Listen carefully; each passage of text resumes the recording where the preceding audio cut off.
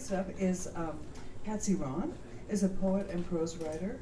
Her work has been published in various journals and anthologies, and you can see her reading on YouTube, where over 1,300 people have gone to view her. You can find out more information about her and her book, The Grainy Wet Soul, on her website at www.patsyrahn, all one word, .com. So please join me in welcoming Patsy. She's also a very good photographer. Can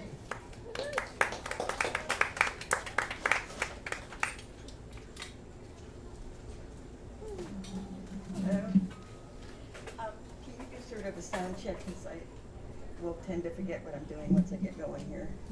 Steve, does that sound? Yeah. Does that sound okay? Yeah. Does it sound okay? Okay. Eric, we're following a theme here. I think we have a theme. So I've been putting together my second book, and it goes through several different sort of, you might call, sections or chapters. And some of these poems come from the section where I talk about the problems we're having in society, in the world. And some of them come from a section where I try and look at what's hopeful about humanity. So it's a combination of those two things. I'm going to start with this one called A History Lesson. We are all a part of history. Each day we become more historical. The world will forever be what it wasn't before we came. Our bones carved by meteors, our skin and blood mingled with the blood of dinosaurs, blood of pharaohs, blood of gray spiders, and molecules of brown twigs. We breathe in the moment, exhale the past, and grip the present, and we grab for the future. We interconnect and break apart, reconnect and form invisible bonds. Our feelings create dialogues of transparent music, blasting or blurring the line between you and me. We are divine. We are sacred. We are challenged to change in order to change the one molecule that just might save the world.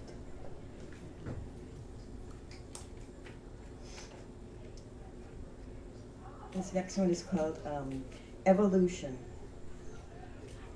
The darkest time of the year, Christmas time, and there is no snow. I wear the two-toned turquoise scarf I made my dad 45 years ago. My sister celebrates her 40th anniversary with her husband, who has begun dementia.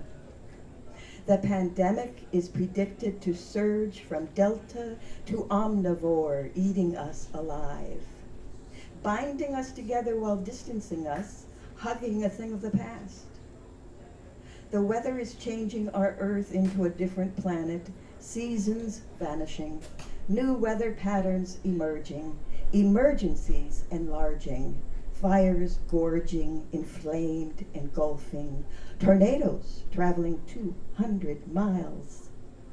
Rain walls fall from the sky, tumbling, flooding waters rising so fast we are in mortal danger beyond our brain to grasp. The new normal is tumbling around us, speeding up change we do not control. How fast can we adapt? No longer able to stop it. How fast can we adapt? For those who survive the pandemic, a planet we do not know is challenging us into what we will become. I too occasionally write prose poems. I tend to write very long ones, so I appreciate your paragraph ones. Okay, this one is called Enigma. I would be lost without the weight of the world on my back. Who am I if not the world I experience and learn from?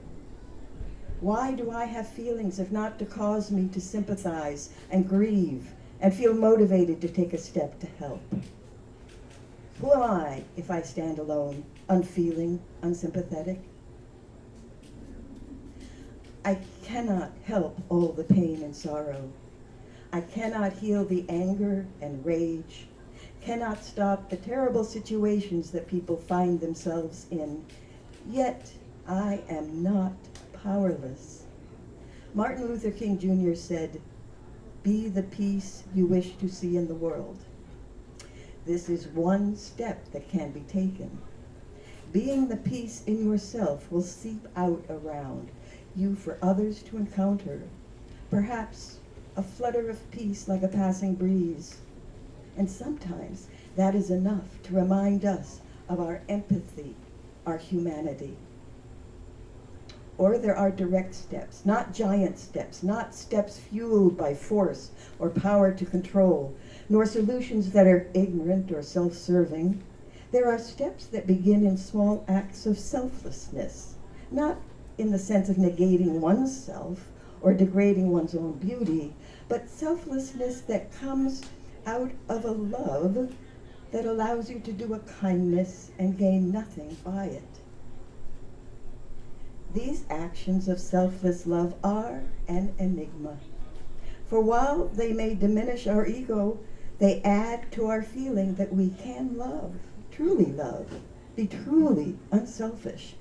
And that adds to us. It adds a little peace that one may not notice. It awakens a little more humanity in us, and we move forward into the next moment a bit happier, a bit fuller, giving a bit more to the world that gives so much to us.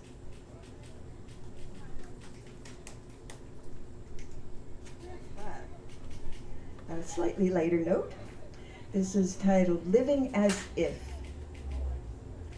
It is not futile. It is not a fruit hill. It is not a moot moor. It is not a weak core. It is not a way of wiles, nor a hay of piles.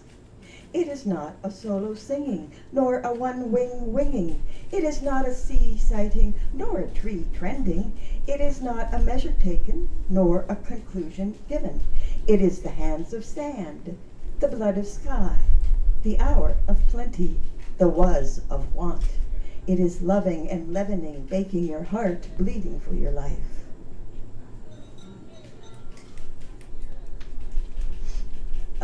You'll probably recognize what this one is all about, a recent event. It's titled The 19 Men. Who were the 19 men who stood in the hall and listened for an hour while 10-year-old students inside, shot or not, lay still and quiet, pretending to be dead? Who were these 19 men who stood in the hall for an hour as children were murdered and children bled? Who were these 19 men who stood in the hall for an hour as a child told 911, 4 children killed? As a child told 911, 6 children dead. As a child told 911, please send the police in now.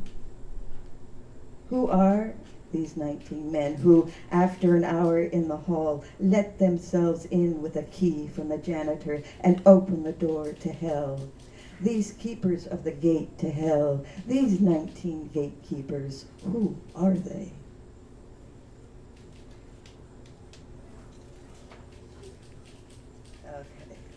Okay. This one's called Reverie.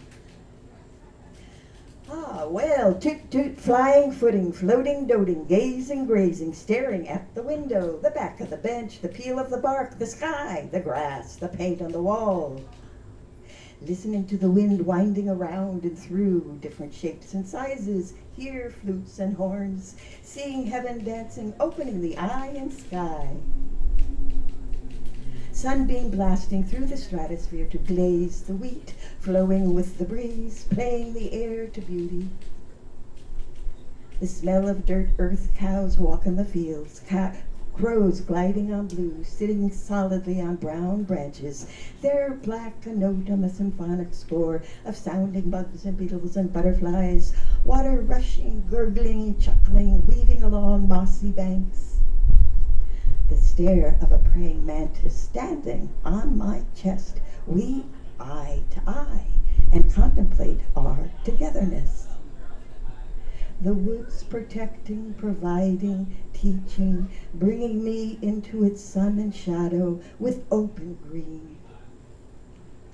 The blue above, a lid keeping me in, mother and me, the holy trio of green below, blue above, and we in between. Okay, two more poems left. This one was sort of a contemplation. It's called After All. This body, when I die, will melt and decompose, chemically turning from human to earthly elements, joining the community of molecules blown by the wind, carried in the sea, heated in the earth, recomposing to compounds, eaten by the duck, swallowed by the fish, inhaled by the person sitting on the sand, staring at the sea, contemplating life. And my final one here is called Into Life. This was definitely written during the middle of the pandemic. We are shedding past shadows like a stripper unburdening herself. We are staring out into the raging storm, wishing the rain would wash off aged angers, hurts, and hates to reveal our naked selves. We are slowly peeling away the used dead skin, light as butterfly wings. This transparent skin is imprinted with our pores, our original stamp of caterpillarness from before the transfiguration, before the tribulations and tasks, until we reveal the genuine, a resurrection of restructuring, redefining, re-entering back into life.